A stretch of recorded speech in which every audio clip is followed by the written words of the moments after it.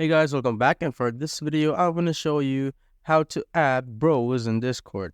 So first, make sure that you are either the server owner or you have permissions to personalize the server or make changes to it. So first is go to this top left side here and click on server settings.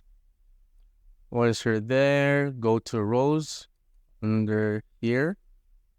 And once you're here, as you can see, I have roles like verified members roles. So I could show you guys how to do that. Let's try to delete this first. And as you can see here, there's a button which says create role. Just click on that. And let's name the role verified members. Just like so. You could like change the color. As you can see, you could change the color here or anything you want.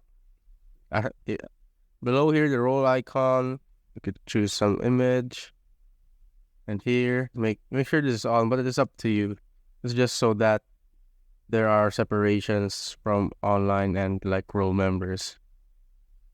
And here, once you're finished here on editing the display here, you can go down to permissions, and you could customize the server permissions for that particular role.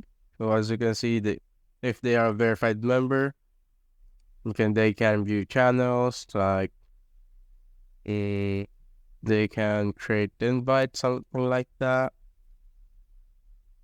They can send, just like so.